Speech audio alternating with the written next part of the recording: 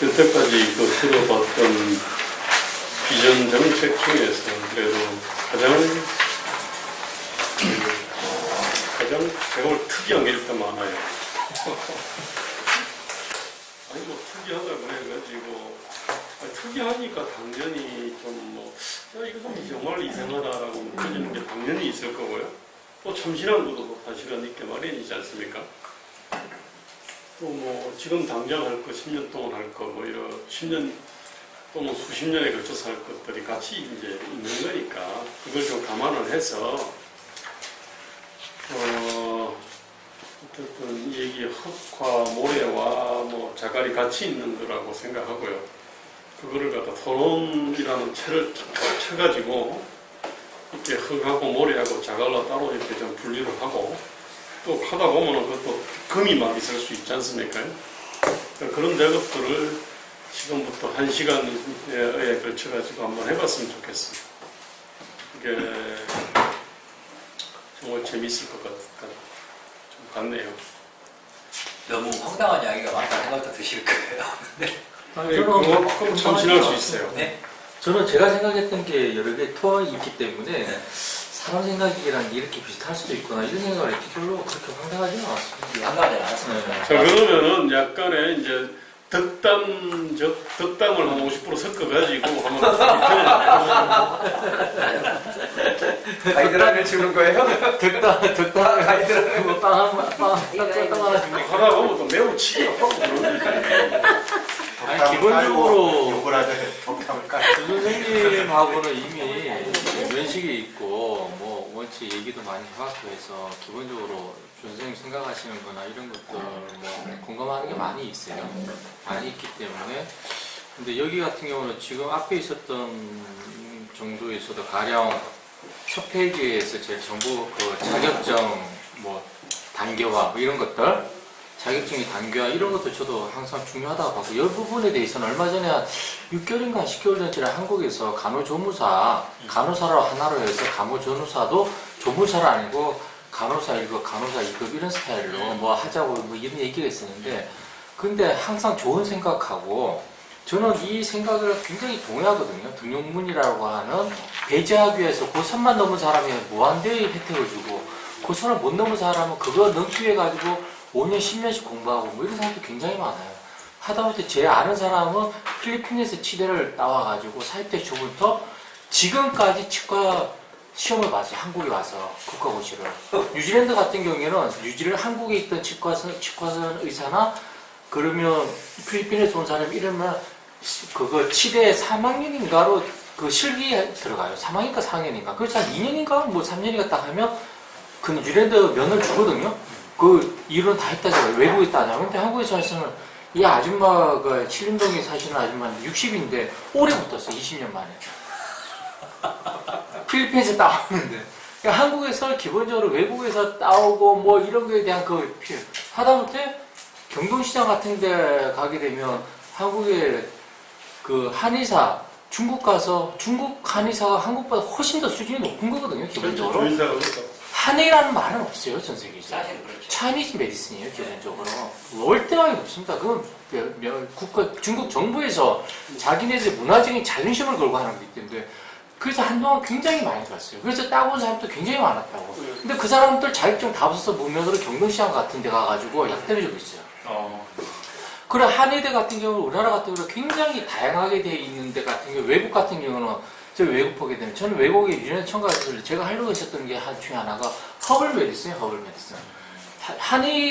한의가 동양이 약초 재배가 한국만 동양만 있다고 생각하는데요. 서양에도 똑같아요. 토요까지 또 있습니다. 허블 나트로파스라고 자연요법 해가지고 근데 제가 한번 배워볼까 하면 거기에서는 그것만 졸업하더라도 굉장히 괜찮아요. 그래서 생각했는데 그걸 해봤더니 한국 왔을 때는 그때 알아보니까 한국에서는 양의가 아닌 거에 대해서는 모든 게 한의사들이 침을 발라놨어요. 다 자기 영역이야.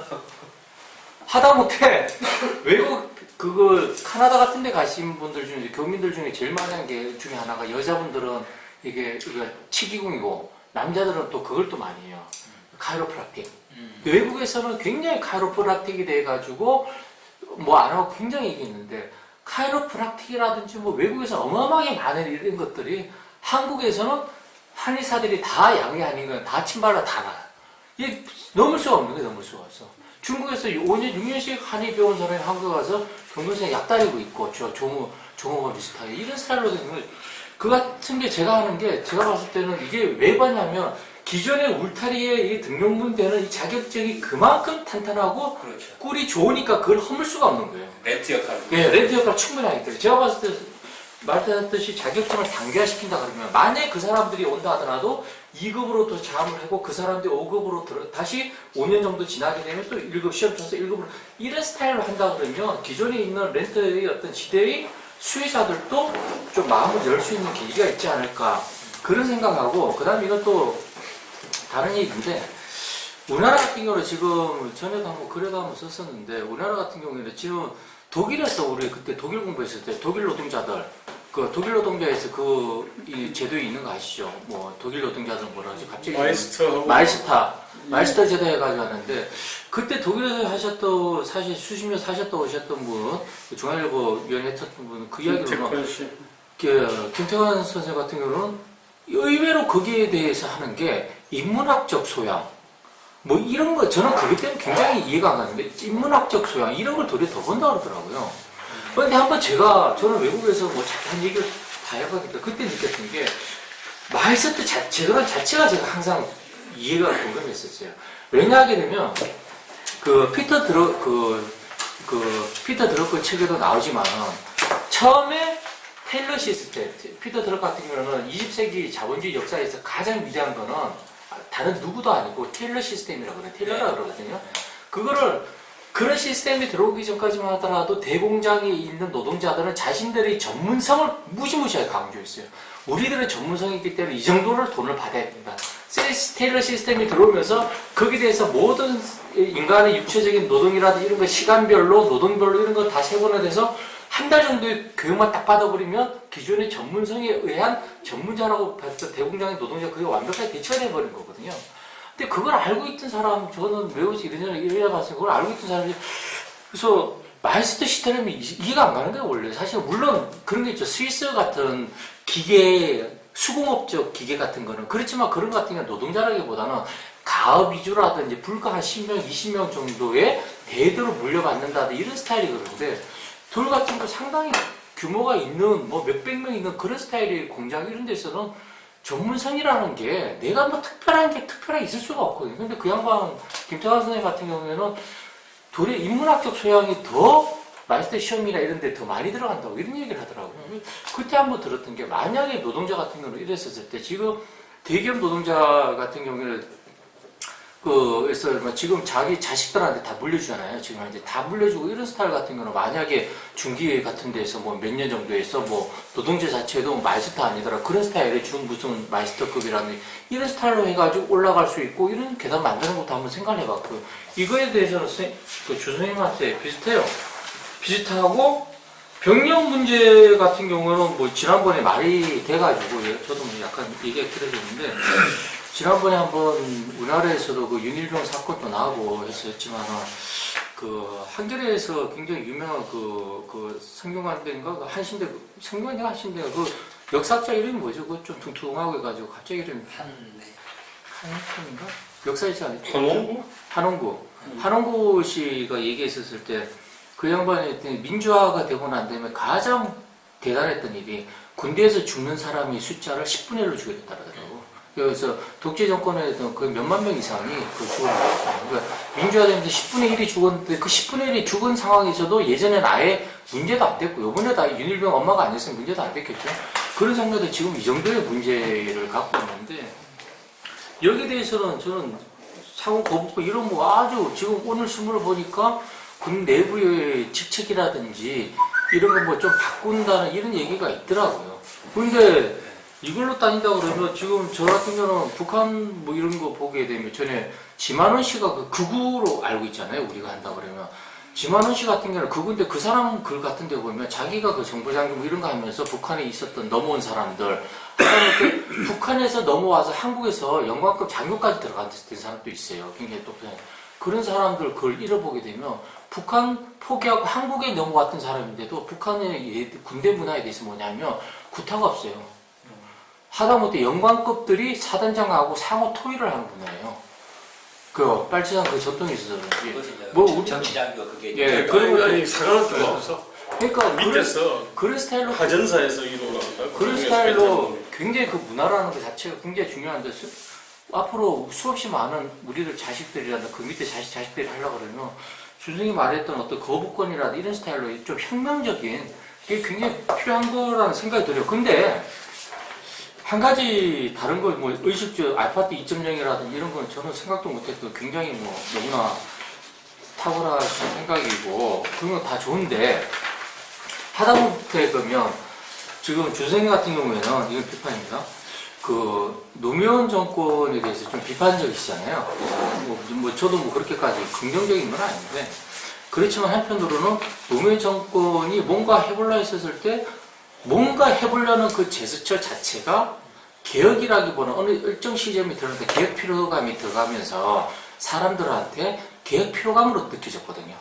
노이즈하는 것 같고 싫어하는 것 같고 이런 정도의 상당히 어떻게 보면 혁명적인 수준의 생각이에요. 어떻게 보면 혁명적인 생각들, 상호 거부권이라는 거 학교 학생들이 뭐 거부할 수도 있고 이런 것도 혁명적인 건데 선생님 가르칠 수도 있고 이런 스타일 한다 그러면 실질적으로 이런 정책이라든지 이런 북극성이 때 저런 방향으로 간다고 했었을 때 이런 것들 개혁 피로감을 느끼지 않고 사람들한테 계속 갈 수 있으려고 그러면 연료가 필요하단 말이에요. 자기 눈앞에 되는 이익.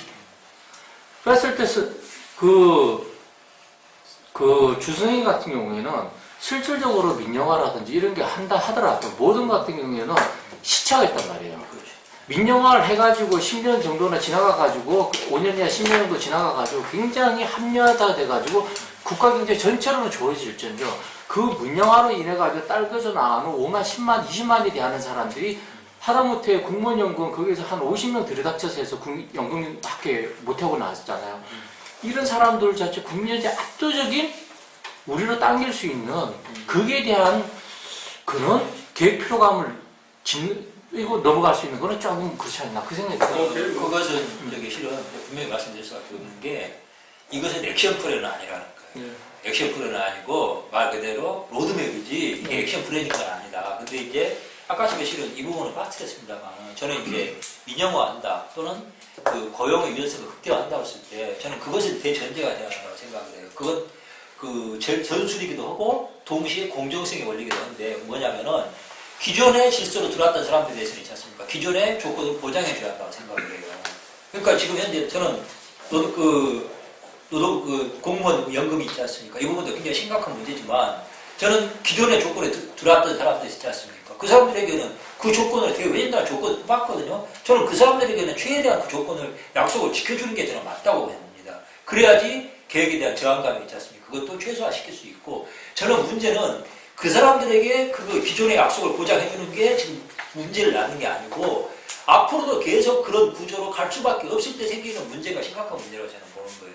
사실은 제가 보기에는 그래요. 지금도 이미 그런 게 나타나고 있습니다. 공무원들 있잖아요. 상황이 바뀔 걸 알고 이미 많이 투입 준비를 하고 있어요. 저는 바뀔 수밖에 없다고 봐요. 오히려 그 사람들에게 보장해줄 만큼 해줘도 저는 그 문제는 안 된다고 봅니다. 그 정도. 네, 그 정도 하고 그 부분은 말씀드릴 수가 있는 거고 일단 그 정도까지 네, 말씀드리고 또 다른 사람들의 질문들을 갖다가 저는 다른 거는 보다 이게 우리나라가 특수한 상황에서 이제 국방 문제를 조금 일반적인 중국의 이제 그 방어 부분하고 다를 거라고 보는데 이제 그러니까 이제 안전보장이라고 하는 부분하고 이제 그 국방이라고 하는 부분하고 여기 이제 상호 거부권 문제를 그러니까 북한의 체제가 그렇게 하더라도 실제로 그 전쟁을 촉발시킬 수 있는 그런 첨예한 대립 상황에서 이게 두 국가의 문제라 그러면 뭐 큰 문제가 없는데 이제 주변 그 정세하고 연결돼가지고 타의적으로 이제 문제가 발생될 수 있는 지역이잖아요. 그런 경우에 이제 이런 상호권 거부 문제가 공무원에서 적용되는 부분하고는 굉장히 다르게 적용될 수 있는 그 위험성도 있고 그 안전보장이라고 하는 부분하고는 또 어떻게 이제 그래서 이게 뭐 지금 모병제 뭐 하고 이제 징병제가 그거 지금 논쟁들이 나오고 있지만 그런 부분에 대한 위험성들이 혹시 없을까? 네, 사실은 말씀하신 문제는 저도 동의를 했던 부분입니다. 제가 우선 말씀을 드린다고 하면 저는 모병제에 대해서 반대입니다. 그 모병제가 원칙적으로 옳을 수 있다고 보지만 우리나라 상황에서 저는 그 안보에 대한 불안감을 저는 불러일으키기가 쉽고 그 다음에 우선 저는 이제 깨놓고 말해서 이거 바로 아까 말했던 사회적인 신뢰자산이 정착되지 않은 나라의 문제라고 보거든요. 깨놓고 말인데 서양하고 우리나라하고 차이가 있어요. 뭐냐면은 약간 미화된 측면도 있겠지만 서양의 문화들 읽어보면은 이 청년들이 있지 않습니까? 전쟁에 참여하는 걸 명예로 생각하는데 좀 약간 그런 게 있습니다. 분명히 있어요. 근데 우리나라에는 그런 게 없습니다. 이런 상황에서 그런 사회적인 상징 자산과 신뢰 자산이 확보되지 않은 상태에서 무조건 모병제로 갔을 때 저는 그 병역 자원을 확보하기도 어렵거든요. 확보할 수 있다 해도 어마어마한 저는 그 급격하게 이 병역 비용이 있지 않습니까? 늘어날 수밖에 없다고 보거든요. 저는 그래서 그 모병제로 전환하더라도 당분간은 안 되고 이런 사회적인 신뢰 자산이 확보가 되고 동시에 저는 아까 그 군대가 저는 교육기관으로 성격이 지금보다 훨씬 강화돼야 한다고 저는 보는 편입니다. 뭐냐면 지금 현처럼 뭐 제가 군대 생활할 때는 31개월인가 33개월이었어요. 33개월인데 지금은 뭐 21개월인가 그렇다고 그런 것 같더라고요. 근데 저는 이것도 사실은 좀 준비해가지고 1년 정도로 단축을 하고 이 1년 동안은 거의 대부분의 기간을 저는 교육훈련에 투입돼야 한다고 생각합니다. 실은 지금 우리나라 군인들 교육훈련이라는 것이 굉장히 단순한 어찌 보면 육체적인 훈련이 있지 않습니까? 그것에 집중되어 있거든요. 근데 저는 진짜 중요한 것은 앞으로 이 군사 자원에 대한 훈련이 이 전술에 대한 전략에 대한 이해도를 높이는 것으로 저는 가야 한다고 생각을 해요. 육체적인 기능을 향상시키는 것도 필요하지만 저는 그 부분식으로 바뀌어야 되고 그 다음에 제가 이제 군대 문제 이야기를 할 때 프로이센 이야기를 나폴레옹 전쟁 당시에 프로이센 이야기를 합니다만 실은 워털로 전쟁에서 나폴레옹을 퇴폐시킨 결정적인 역할을 프로이센 군대가 하거든요. 근데 그 프로이센이 실은 나폴레옹이 프로이센을 점령하고 나서 그 상비군 규모를 10만 명까지 줄여버립니다.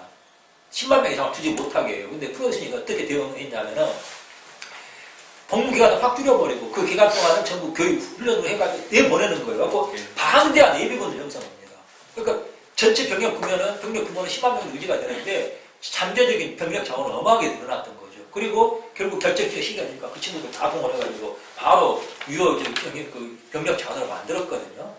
저는 이제 그런 식의 구조를 활용할 필요가 있다고 생각을 해요. 현재 복무 기간을 일반 병들의 1년 정도로 해가지고 그 기간은 단순히 저는 그 군사훈련뿐만이 아니라 이게 그 일반 사회에서 비싼 돈 들이고 가르치는 영어 외국어 회화랄지 그다음 컴퓨터랄지 이런 부분들 그다음 운전면허를 할지 하는 것에 대한 교육을 할 수 있는 그것으로 가능하고 상당히 군대가 그냥 단순히 희생만이 아니라 상당한 혜택도 있다는 식으로 저는 그렇게 해줘야 할 필요가 있다고 봅니다. 그런 측면에서 그러니까 군 얘기가 변화돼야 한다고 생각을 하고 그런 식으로 해나가면 큰 문제는 안 될 거라고 보고 그 다음에 상거 거부권이 결코 이게 규율의 역할을 지금 의미한다고 생각하지 않아요. 저는 실은 우리나라에서 지금 군대 문제가 중에 하나가 군대가 과거보다 세고 막 문제를 일으켜서가 아니라 실은 규율이 약화된 게 심각한 문제가 있다고 봅니다. 말 그대로 옛날에는 말 안 듣는데 와서 팩이라도 하면서 어떻게 만들었어요. 근데 지금은 안 그런데요. 못 한답니다. 그러니까 애들이 그냥 그 고문관은 계속 고문관이고 또라이는 계속 또라이인 거예요. 저는 이게 지금 그러니까 우리나라 전체적인 상황에서 항상 적용할 때 하는 문제인데 누굽니까? 안창호 선생님 한 이야기. 옛날 군 질서는 무너졌는데 새로운 질서는 아직 나타나지 않은 게 우리나라 상황이거든요. 군대가 특히 단적인 경우로 봅니다. 저는 상호 거부권이라는 것은 뭐냐면은 부하도 부하 장병도 자기 상사가 마음에 안 들고 가혹하게 하면은 할 수가 있어야 되지만 상사도 있지 않습니까? 너 이 새끼 도저히 내가 말 안 들으면 너 얘를 못 데리고 있겠다고. 그 대신 구타나 그런 것이 아니라 내보내면은 저는 그 친구는 대기하고 있어야 한다고 생각합니다. 그 대신 그 대기가는 군대에서 병역 복무에서 그냥 빼야 된다고 생각합니다. 저는 그거 당연하다고 생각해요. 아니 어떤 가서 자기 부대 갔는데 자기도 그 정도 손해는 감수하고 지휘관 밑에서는 도저히 못 있겠다 하면은 나와서 한 달이고 두 달이고 대기 활동하는 그 병역 복무 시간에 빼야 된다고 생각합니다. 그 정도 장치 마련하면은 저는 그걸 가지고 무릅쓰고 또라이 짓을 하려면 없다고 봐요. 그래서 저 문제가 안 된다고 보고 저는 중요한 문제 지적을 해주셨는데 제기를 해주셨는데 안보에 대한 대안 있지 않습니까? 이것은 저는 진보가 집권하기 위해서도 안보에 대해서 안심하도록 만들어주는 건 굉장히 중요하다고 생각합니다. 그래서 그 부분에 대한 것은 제가 생각 없이 말씀드린 건 아니라는 거 말씀드립니다. 자, 예. 아니 그 내용이 하여튼 뭔가 굉장히 클리어하고 굉장히 명쾌하고 그 다음에 이제 하여튼 새로운 생각들이라서 굉장히 생각해볼 그런 내용들이 많다 그런 생각이 들고요. 참신하다 이런 생각이 들었습니다. 그래서 그런 거는 아마 뭐 아까 말씀하신 거랑 같은데 이제 이렇게 구체적으로 들어가다 보면은 기본 원리의 전체적인 내용이 어떤 가치라든가 우리나라의 문화의 변화, 가치라든가 어떤 사회 문화의 변화라서 보통 이런 것들을 변화시키려고 하면 뭐 수십 년 사실은 뭐 10년 갖고도 안 되는 뭐 30년, 40년 한 세기를 가야 되는 거라서 사실은 이제 내용을 보면서도 아 그래 이거 참 좋다 자격증 문제도 좋다라고 하면서 구체적으로 들어가면 영국이 의사 자격증이 없어도 수술을 할 수가 있거든요. 근데 그 개인 책임이야 말하자면 개인 책임이라서 영국이 굉장히 다른 건 다 자유로운데 나중에 이제 의료 쪽만 거기는 전부 다 지금 의사들이 80% 이상이 공무원이거든요. 그러니까 못 바꾼 거야. 모든 걸 다 민영화 시켰는데 그런 어떤 문화적인 속성 때문에 이제 의료만 지금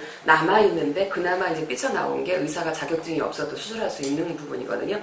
근데 이제 이게 아까 자격증 철폐라고 했을 때 그건 기본적인 건데 이 의사들은 너무 똘똘 뭉쳐 있어요. 요번에 이제 공무원들이 연금 문제 개혁하겠다고 그러니까 100만 원씩 다 냈잖아요. 지금 그냥 합하면서 100만 원씩 다 모여갖고는 그러니까 그냥 가수 조그마니까 다 그냥 없었던 걸로 지금 다 한단 말이에요. 그 공무원 그 연금 그 사학년 공무원 연금. 그런데 마찬가지로 지난번에 의약분담 났을 때 하여튼 의사들을 건드리면 건드릴수록 의사들한테 더 돈이 가요 지금. 말하자면 의사들은 한 번 모이면 안 오면은 벌금이 50만 원 100만 원이야.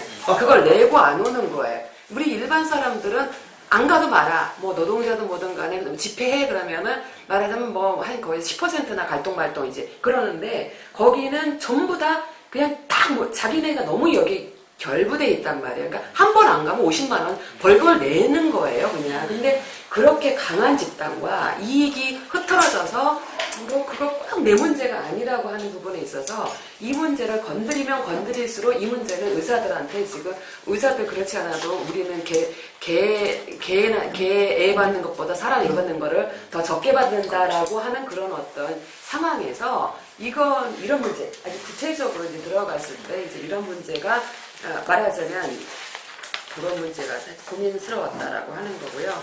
그 다음에 아까 상호 거부권에 있어서도 보면은 학생들하고 이런 뭐 학교에서 알아서 명수도 알아서 하고 돈도 알아서 받고 뭐 어쨌든 다 그러면 지금 어쨌든 내가 보면은 애들 가르치다 보면은 강남이 잘 가르쳐요. 선생님들이 아주 체계적으로 가르치고 다른 데는 뭐 교육부에서 하듯이 랄랄랄라 하면은 대학을 못 가요. 문제는 이렇게 나눴으면은 오히려 강남 쪽에는 지금 우리는 15명밖에 안 가르쳤다. 그냥 돈도 많이 내듯이 우리는 아주 자유롭게 서로 거부권을 행사해서 하겠다라고 하면 전부 다 그쪽으로 가고 싶은데 다 가지. 다 가는데 가난한 사람들은 다 아웃되는 거지. 그러니까 부자들만 아주 상층만 가는 그런 부분에 있어서 잘못하면 지금 현재에서 어쨌든 우리나라는 대학을 나와야만 대학도 굉장히 잘 나와야만 또 집안도 뭐가 있어야만 지금 뭔가 사다리를 타고 올라가는 상황에서 이렇게 상호 거부권 인정 부분에 있어서 오히려 이 양극화를 가속시키는 부분들 이런 부분들은 혹시 있지 않을까라고 하는 거고요. 그런데다 민영화 이제 이렇게 쭉 들으면서 드는 생각이 아까 이 주 대표님 말씀은 이거는 이제 어쨌든 전술적으로 새누리당이 아니라 새정치에 있는 사람의 일정 정도를 빼오겠다. 지금 현실적으로 빼오겠다라고 하는데 이 내용을 보니까 이 새정치에 있는 분들은 어쨌든 현실적으로 의식 수준이 다 복지를 굉장히 조금은 더 좋아해서 이 내용을 들으면 새누리당을 지지하는 사람은 굉장히 좋아해. 그렇지만 여기를 절대 안 지지해. 그러니까 말하자면 이런 정책이 되든 안 되든 우리는 새누리당을 지지하지만 굉장히 뭐 마음에 드는 것도 있어. 그 다음에 의료도 보험 내고 싶지 않아요. 그냥 돈 많이 내더라도 좋은 데 가고 싶단 말이지. 그 굉장히 자유롭게. 그 다음에 퀄리티가 굉장히 높은 데만 가는 거야. 의사가 막 1,000만 원, 2,000만 원도 가겠다라고 하는 거거든요. 가난한 사람 못 가는 거고, 실제로. 그러니까 새누리당에 있는 사람은 막 너무 좋아하지만, 그 당을 대항정당을 지지하지 않고, 그다음에 새정치에 있는 사람은 이거 자체가 굉장히 우습게 말하자면 완전히 이거는 거의 뭐 새누리당보다 더 자유로운 그런 부분이기 때문에 지지하지 않고 그리고 결국 가운데 동동 뜨지 않을까라고 하는 그런 어떤 그냥 하여튼 저도 들으면서 그냥 하는데 그런 생각이 들었습니다. 제가 몇 가지만 좀 설명을 드릴게요. 제가 이어그 자연스러움만 답변을 드릴게요. 우선 기간이 필요하다. 이 변화라는 것이 아마도 이제 김 선생님 말씀하신 부분하고 같은 맥락에 닿는 이제 지문이라고 생각을 하는데 저는 이 부분에서 한 가지 어떤 개혁과 변화를 하려고 했을 때 절대 해서는 안 되는 게 기존에 가지고 있는 걸 뺏으려고 들면은 안 된다고 생각을 해요. 아까 제가 말했던 공무원 노조나 이런 분들이 있지 않습니까? 가지고 있는 그 권리를 니기들 없애려고 이랬으면은 저는 어마어마한 저항과 그런 게 발생하고 실패할 가능성이 없다고 봅니다. 그것을 보장해주고 그러니까 저는 아까 전에 렌트 지대라고 했잖아요. 그러니까 아까 거대한 성벽 안에 들어가 있는 사람들이잖아요. 그 성을 때려 부수고 들어가서 이 사람들 끄집어내려고 해서 답이 안 나오고 저는 성벽 밖에 이 어떤 먹고 살 수 있는 거 있지 않습니까? 보장해주는 체제로 가야 됩니다. 그리고 그 사람들이 결국은 자기 스스로 성벽 밖으로 나올 수 있도록 해야지 성벽을 무너뜨리는 방식으로 그건 뭐냐면 아까 말했던 공무원들이 가지고 있는 기존의 특권을 기존의 공무원들이 있지 않습니까? 무조건 다 뺏어오는 방식으로 답이 안 나올 거라고 봐요. 그래서 일단 그 부분에서 말씀을 드리고 싶고요. 그 다음에 저는 이제 트레이드 오프, 그러니까 한마디로 교환 방식이죠. 모든 것은 트레이드 오프가 뭐 하나에 투자하면 뭐 하나가 손해를 보게끔 돼 있고 뭐 하나를 얻으면 뭐 하나를 잃게 돼 있는 거잖아요. 저는 아까 의사 말씀을 해주셨는데 의사들이 저는 어떤 자격증 부분이 많이 약화시키고 벽을 약화시켰을 때 의사들이 느끼는 불안과 손해도 있겠지만 동시에 아까 제가 말했던 의료 현재 우리나라 건강보험 체계가 있지 않습니까? 원가가 보장이 안 되는 체계가 아니라 의사들의 의료 서비스에 원가를 보장해주는 체제로 갔을 때 일종의 상호 교환 주고받는 것이 나는 가능하지 않을까 좀 그런 생각을 해봤습니다. 그렇기 때문에 의사들이 꼭 손해볼 만한 것만은 아닐 거다 생각하고 의사가 1,000만 원 가는데 그게 왜 나는 뭔가 의사들이 얘기하는 그러니까 일단 제가 말씀드릴게요. 말씀드리고 그래서 그 부분을 말씀드릴 거고요. 그 다음에 학교 부분에서 말씀해 주셨는데 그건 약간 오해하신 것 같아요. 저는 사실은 학교를 없애자고 하는 거기 때문에 실은 서울대학교 같은 학교가 이제 없어지는 겁니다. 서울대학교 시설만 나오는 거예요. 단지 대학교의 학력 인정은 누가 해주냐? 교수들과 또는 교수들이 이루는 팀이 있지 않습니까? 그 사람들이 이름을 걸고 저는 인증을 해주는 거라고 생각해요. 그렇기 때문에 좋은 학교 가기 위한 실은 제가 이 교육의 개선을 이야기했을 때 표현은 안 했지만 좋은 학교 가기 위한 진짜 무의미한 경쟁이 있지 않습니까? 지금 현재 우리나라처럼 교육비에 많이 투자를 하는 나라가 없는데 그것은 실은 실력을 높이고 교육 수준을 높이기 위한 게 아니라 시험을 잘 보는 기술을 가르치는 거거든요. 줄을 잘 쓰게. 예. 그것이 없앤다는 것이지 그걸 없애기 위한 방법으로 말씀드리는 거기 때문에 학교를 위한 특정 그러니까 간판을 따기 위한 무의미한 경쟁은 없애자는 의미에서 제가 말씀드리는 것도 있어요. 그렇기 때문에 그건 이제 오해이신 것 같고요. 그 다음에 새정치연합 대치한다고 했을 때 제가 거기에 있는 정치인들을 빼내야 한다고 절대 생각하지 않습니다. 저는 그 사람보다 영도 폐기해야 한다고 생각해요. 거의 한 90% 정도는. 그 사람들 빼와서 뭐 얻을 거냐? 저는 아무 의미 없다고 생각해요. 그리고 그 사람들 많이 빼올 수 있다 해도 빼오면 있지 않습니까? 다시 그 사람들을 위한 당으로 됩니다. 확실하게 말씀드릴 수 있는 거예요. 지금 새정치연합에 있는 사람들 50명만 국회의원들 빼가지고 새로 당을 만들어서 교수단체 만든다. 그러면 여기 있는 분들은 그냥 국회의원 보좌관 오기 힘들어요. 단적으로 말해서. 저는 그런 정당은 의미가 없다고 생각해요. 그래서 제가 이야기했던 거지. 그러니까 새정치연합이 확보하고 있는 그 지지층을 뺏어오자는 거지. 그 정치인들을 빼면 아무 의미가 없다 생각을 해요. 그래서 새정치연합의 정치인 지지층 있지 않습니까? 그 지지층들을 뺏어오는데 그 지지층의 등에다가 빨대를 꽂고 핏바람 먹는 노빠들을 공격해야 한다고 이야기하는 겁니다. 저는 그 사람들 빼오자고 말씀드립니다. 제일 좀 탑재이 되는지 모르겠지만 좀 말씀드릴게요. 모든 사실은 그냥 국가와 사회에 대한 얘기지 않습니까? 그죠? 그다음에 전략과 전술에 대한 얘기가 있다 보니까 어떤 이 방법론 있지 않습니까? 이 한마디로 말하면 장님 코끼리가 만지기가 되기가 참 십상이거든. 뭔가 국가사회 문제는 무지무지하게 많이 있는데 어차피 우리나라한테 장님 코끼리일 수밖에 없고 그러면은 다리 만져가지고 다리 이 문제가 제일 중요하다, 꼬리가 제일 중요하다 이렇게 하게 돼 있거든요, 사실은.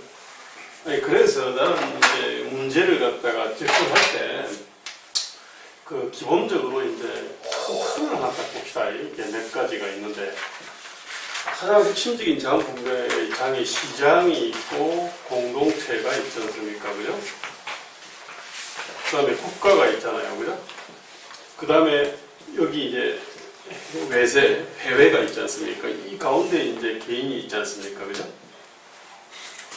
자, 국가가 갖고 있는 역할, 국가와 관련해서는 이제 이게 이제 다양한 규제를 가지고 있고, 이쪽에 보면은 이제 자격증 문제가 여기 깔려 나오잖아요. 그죠? 그 다음에 국가가 재정도 있고, 이걸 가지고 이제 복지를 갖다가 하지 않습니까? 그죠? 여기서 이제 그 공짜 없다, 요 얘기가 나오는 거고, 여기서 이제 자격증 문제인데, 국가는 사실은 이거 외에도 굉장히 많은 규제를 갖다가 갖고 있죠. 그죠?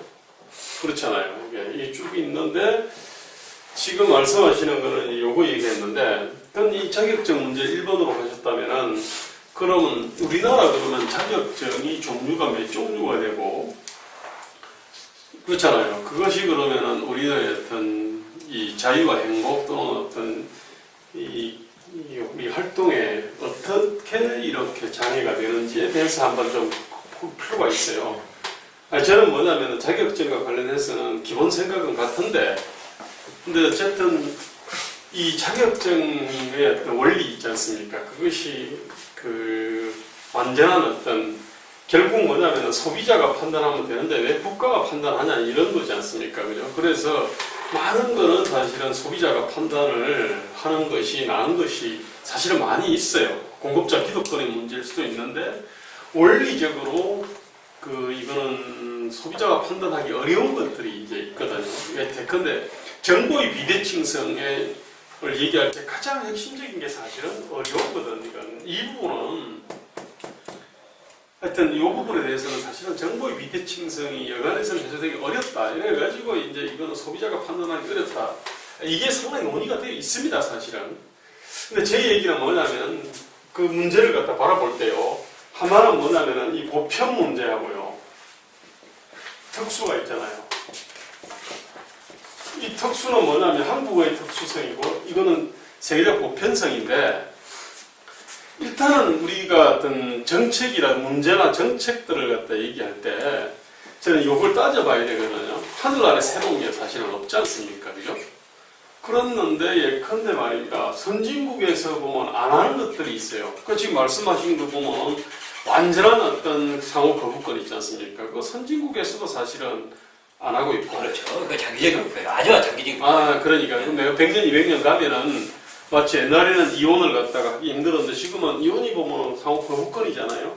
그게 많이 확장이 됐지 않습니까? 그래서 아마 그쪽으로 가긴 갈 것 같아요. 그죠? 근데 어쨌든 간에 지금 말씀하시는 여러 가지 정책 대안들을 놓고 말입니다. 이게 보편 문제인지 특수 문제인지를 쭉 따져보면은 여기 특수에 대해서는 확실한 얘기를 할 수 있을 것 같아요. 근데 선진국에서도 다 보편적인 문제인데 선진국에서 전혀 안 하는 해법이다라고 한다 그러면 이건 좀 검토해 볼 필요가 있어요. 그건 뭐냐면 제가 볼 때 인간이라는 자체가 상당히 어떤 모순적이고 불완전한 존재지 않습니까? 그죠? 이를테면 정보, 지식의 그런 것들도 있고, 그 다음에 노동과 자본에 있어도 사실은 노동이 이제 과거에 비해서는 약자는 아니지만은 여전히 노동이 약자인 측면이 있어요. 그래서 이제 상호 거부권 한다 그랬을 때 자본을 갖고 있는 사람하고 그냥 노동만 갖고 있는 사람이 볼 때 완전한 그 상호 거부권을 하게 되면은 사실은 노동이 서로 깨놓고 말하면 굉장히 불리하거든요. 제가 그래서 그렇지만 노동이 노동 나름 아닙니까, 그죠? 이미 보면 컨설팅 업체라든지 스스로 보면은 이게 자본인 노동들이 있지 않습니까? 근데 지금 저 같은 경우가 그런 거죠, 그죠? 저도 보면 일종의 무슨 노동이지만은 자본을 많이 갖고 있는 거예요, 사실은, 그죠? 사회적 자본을. 그러니까 예컨대 저 같은 사람들은 회사와 관계에서 대등해요. 상호 거부권 행사해야 될 때 주선생도 마찬가지일 거라고. 그런데 이제 많은 사람들은 그렇지 않을 거거든. 그래서 저는 인간의 특성과 인간의 다양한 청이들이 있지 않습니까? 그죠? 여기는 노동의 다양한 청이가 있는데 그거를 감안을 해서 제가 볼 때는 이제 솔루션들을 갖다가 내야 된다고 보거든요. 근데 예컨대 가장 빼어난 자본을 갖고 있는 주선생이나 저 같은 사람을 기준으로 해가지고 제도를 설계를 하면은 약자들이 견딜 수가 없거든요. 근데 이제 그런 요소들이 사실은 있어요. 그리고 보편과 특수의 문제로 본다 그러면은 선진국에서도 전혀 안 하나. 학교 해체 이런 건데 사실은 그런 것들은 제가 볼 때는 그건 좀 한참 그 뒤에 좀 접어놓는 게 좋아요. 지금 뭐냐면 당장의 과제, 그러니까 친노모. 제가 볼 때는 지금 얘기를 하는 데 있어서 그 신뢰도를 확 떨어뜨리는 요소는 제가 볼 때 두 개입니다. 하나는 친노 문제하고요. 그 다음에 지역차별 극복 문제 뭐 이러저런 거를 얘기하는데 저는 그것 자체가 문제가 없다는 게 아니라 제가 볼 때 그거 굉장히 강조하고 굉장히 거칠어요. 그리고 근거가 좀 모호해 사실은. 지금 이 관련해서 수많은 문제들이 있잖아요. 그죠? 근데 그 관련해서도 그런 것들이 무매개적으로 해서 갑자기 친노하고 그 다음에 지역차별 문제가 바로 튀어나왔거든요. 저는 뭐냐면 그 지역차별 문제하고 어차피 우선순위 문제는 대단히 중요한 문제잖아요. 그죠? 근데 여기서 보면 이게 지역차별 문제하고 그 다음에 친노 문제를 건드리지 않습니까? 그죠? 이것이 각각의 굉장히 심각한 문제들이 있는데 그것을 도대체 중요한 많은 거 빼놓은 게 많습니다, 사실은. 근데 그 빼놓고 요놈을 갖다가 이제 이렇게 했으니까 제가 볼 때는 상당히 리스크 포인트거든요. 그뿐만 아니라 항상 모든 문제는 이제 자유 문제하고 정의 문제하고 이게 안보 문제가 있는데 안보 문제는 저거 누구요? 요 자유에 보면은 여기 개인이 있고 여기 이제 뭐냐면 거부권 또는 선택권이 있지 않습니까? 그죠? 그 다음에 정의 같은 경우는 여기 격차 문제가 있지 않습니까? 그죠? 정의 격차에 관한 문제니까 격차 또는 차별이 문제가 있고요. 자, 여기서 말입니다. 자유와 관련해서 지금 많은 어떤 솔루션들을 내주신 것 같아요. 그죠? 개인을 특별히 강조하셨고, 그죠? 그러면서 상호 거부권하고 그 다음에 이제 선택권을 갖다가 말씀하신 거예요. 제가 볼 때, 그 다음에 주거 형태도 사실은 제가 볼 때는 요 관련된 문제지 않습니까? 그죠? 어쨌든, 그 다음에 격차 문제들이 있는데, 어떻게 보면 정의 핵심이 격차인데, 이 격차와 관련해가지고 사실은 솔루션이 별로 거의 없습니다, 사실은. 근데 우리가 뭐 중요한 평준화다 뭐 이러저런 얘기 했지 않습니까? 그죠? 그 다음에 이 관련해서도 보면은 어쨌든 일자리 문제들이, 그러니까 자유와 정의를 떠받치는 거는 일자리 문제인데, 이 일자리 문제와 관련해서 이게 보면은 여러 가지 리스크가 있잖아요. 금융 리스크, 그죠? 노동 리스크, 그죠? 그 다음에 예컨대 중국 리스크 있죠. 기술 리스크, 여러 가지 리스크가 있는데, 이 리스크 해칭이 사실은 97년, 98년을 계기로 해가지고 확 달라져 버렸거든. 자, 그런 상태로 해가지고, 오늘 기업들이 사내 유급금을 쌓을 수밖에 없는 그런 측면이 있어요. 고용을 갖고 못하는 측면이 있지 않습니까? 그죠? 예컨대, 저는 뭐냐면은, 어떻게 보면 지금 굉장히 중요한 문제들이거든요. 새로운 리스크 해칭 시스템인데, 이게. 이 부분이 사실은 이제 빠져 있지 않습니까? 그죠? 빠진 게 아니라, 말씀하시면 이 정도. 그러니까 저희 얘기는요, 어떤 문제를 접근할 때, 어떤 기본적인 어떤 틀이 딱 있지 않습니까? 그죠? 이 방법론인데, 그럼 약간 여러 방법론 있잖아요. 그죠? 이래야 사실은 놓치는 게 적어요. 그리고 저희가 무엇을 얘기하고 무엇을 얘기 안 하는지를 갖다가 알 수 있는 거거든요. 그러니까 여기서 국가가 갖고 있는 수많은 역할 중에서 규제가 있는데 그 규제 중에서 말입니다. 예컨대 이게 15,000개 있다 그러면은 자격증과 관련된 거는 한 500개 정도 될 거야 아마. 예컨대 그 15,000개 규제 중에서 500개 얘기한 거예요 사실은. 나머지 그 규제가 그럼 그렇게 다 아무도 아니냐? 그게 아니거든. 자, 그런데 제 얘기는 요렇게 해야 제가 볼 때는 중요한 문제를 맞들이는 어떤 오류를 범하지 않는다는 얘기고요. 또 하나는 뭐냐면 항상 보편 문제와 특수 문제가 있는데 이거 구분할 필요가 있어요. 그러니까 보편 문제고 선진국도 전혀 그런 생각을 안 하는데 그 인간에 대한 통찰이 다 들어있어요 사실은. 근데 어쨌든 간에 이제 이 부분을 다 뛰어넘었다 그러면 이게 뭔가 좀 이상하다 이렇게 생각을 해야 돼요. 그리고 그 베이스는 뭐냐면 제가 볼 때는 인간에 대한 이해가 있거든요. 인간이 그렇게 말입니다. 그 불완전한 존재이기 때문에. 하여튼 뭐 이런 식 제 얘기 논평이고 제가 볼 때는 어쨌든 굉장히 참신한 아이디어가 있음에도 불구하고 제가 볼 때는 요 두 가지 문제를 특별히 강조를 함으로 해가지고 앞에는 이 전체가 그냥 다 신뢰 상실의 위기에 그냥 봉착할 것 같아서 그게 좀 걱정이에요. 그걸 하기 전에 제가 잠깐만 네.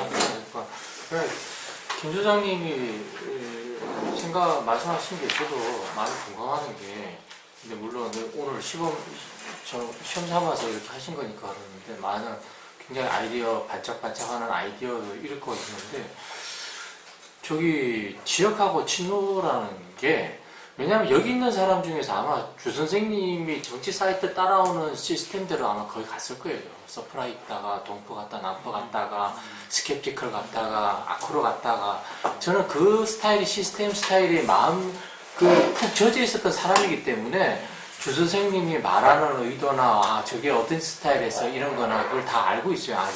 저분이 그러니까 저게 얘기 나오는구나 이런 걸 알지만서도 주 선생님이랑 항상 얘기를 하다 보면 다른 분들하고나 저하고만이 아니라 저는 뭐 상관이 없지만 다른 분들하고 많은 분들하고 할 때 그러니까 저희한테 까버전 뭐 비슷한 까 지역 친노 딱 이런 스타일로 얘기가 완전하게 이게 수렴이 돼버리니까 뭐랄까 다른 앞에 있는 제 얘기는 다른 앞에 있는 많은 논리라든지 어떤 우국충동이나 국가에 대한 관심이나 이런 것들이 친노 세력을 공격하기 위한 어떤 논리체계 같다는 느낌이 좀 드는 경우가 있어요. 그거는 좀 강하게. 저는 실체는 뭔지를 모르겠다니까. 아니, 그런데 그러니까 이제 그런 맥락인데요. 이제 이런 생각이 들어요. 난 말하자면 노무현 대통령 잘 모른다. 이제 난 잘 그 옆에서 있던 사람도 아니야. 그래서 그렇다고 아주 좋아하는 것도 아니지만 일단 사람들 정서가 너무나 열심히 하고 나중에 정말 죽기까지 했어요. 그게 안쓰러운 게 있는 거예요. 뭐 하여튼 어쨌든 굉장히 그렇다고 해서 뭐 엄청나게 뭐 가중한 것도 없고 솔직히 말해서 비리를 한 것도 없는데 뭐 그 밑에서 비서관 이런 게 있었지만 근데 갑자기 막 하여튼 이 친노에 대해서는 주동식 대표님 뭔가 굉장히 그냥 하여튼 억울한 게 뭔지 모르지만 그러니까 그렇죠. 굉장히 뭔가 개인적으로 증오심이 엄청난 증오심이 있는구나. 그런데다가 또 지금 어쨌든 간에 정서적으로는 지역 어떤 감정들을 탈피하셨는데 지금 주 대표님은 두 가지가 핵심으로 앞에 이제 전술로 주요한 전술로 나와버리니까 일단 이렇게 말하자면 이게 뭔가 이렇게 근데 이게 받는 사람들 입장에서는 뭔가 이렇게 그걸 막 물어보고 싶긴 하는데 아마 뭔가 있나 보다 그냥 넘어가는 거지. 제가 아까 말씀드린 약간 저는 억울한 게 지역차별 문제에 대해서는 많이 이야기를 하고 싶지만 그 이야기가 너무 제가 이야기를 하게 됐고 방대할 수밖에 없어서 빼버렸거든요. 근데 이제 지역차별 이야기가 너무 중요한 이슈처럼 이야기가 돼버리니까 사실은 지역차별 문제랑 가급적 제가 띄고 독립적으로 이야기를 한 거예요. 근데 이제 갑자기 지역차별 문제가 언급이 되니까 나는 여기 3대 문제로 아니, 그러니까 근데 제가 언급은 거의 안 했거든요. 네. 근데 이제 사실은 지역차별 문제는 언급하지 않더라도 오늘 얘기했던 부분에 설 수 있는 이야기들이 많아요. 근데 이제 지역차별 문제는 그냥 내가 이거 워낙 많은 이야기가 필요한 부분이어서 그냥 언급하지 않았는데 들은 부분이고 이제 많이 설명을 왜 오신다고 그러면 이제 제가 하여튼 김대호 소장님이 말씀하신 부분 이야기해서 먼저 말씀을 드릴게요. 보편과 특수 이야기를 하셨는데 그래서 제가 맨 처음에 이야기했던 게 더 이상 패스트 팔로워 전략은 유효하지 않다고 말씀드린 거예요. 그러니까 외국에서도 인정하는 문제라고 하면 그 문제 수입해서 해결할 수 있냐? 이미 안 되는 상황이라는 거지. 우리 우리나라 상황이. 단적으로 교육 문제. 지금 미국 같은 경우 한국보다 훨씬 교육에 있어서 선진적이고 앞서가는 나라지만 미국도 굉장히 교육에 있어서 많은 문제 안고 있습니다. 단적으로 교육비가 지금 천정부지로 증가하고 있거든요. 그리고 이 문제 해결의 기미가 안 보여요, 지금.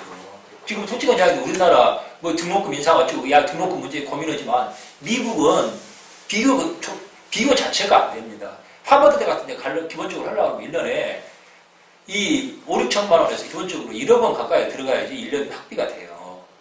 사실은 우리나라에서 이 정도 학비는 이거 막 솔직히 우승 수준이거든요, 지금. 미국이 이 문제에 대해서 해결할 수 있는 방안이 나오고 있는가? 내가 알고 있기로 안 나오고 있거든요. 지금 미국의 문제를 수입해가지고 우리나라에서 해결을 하려고 했으면 진작 다 해결했어요. 제 얘기는 원인을 봐야 돼요. 아니, 그러니까, 어떻게 다르냐, 이거를. 아니, 그러니까 이따 이제 설명을 드릴게요. 그 다음에 이제,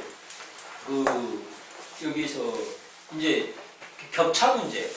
저는 사실은 격차 문제라는 것이, 그러니까 지금 격차 자체를 가지고 접근해서 문제를 해결하려고 해서 저는 답이 안 나온다고 봐요. 그게 바로 이제 우리가 지금 고민하고 있는 진보 세력과 좌파, 3인비나 이런 분들이 격차를 줄이는 방식으로 가령 이제 비정규직 있지 않습니까? 문제를 해결하는 방식으로 정규직을 늘리는 방식을 이 사람들이 해법이라고 이야기를 하잖아요. 그게 실은 이제 소장님이 말씀하신 격차 자체를 줄이려고 하는 방식, 접근 방식이거든요. 근데 그게 가능한 방식인가? 저는 이제 여기 오신 분들이 다 생각이 편차는 있지만 적어도 그런 방식으로 우리나라 지금 좌파들이 이야기했던 방식으로 문제가 해결 상황이 이미 아니라는 것은 어느 정도 인식이 공유가 되지 않았냐.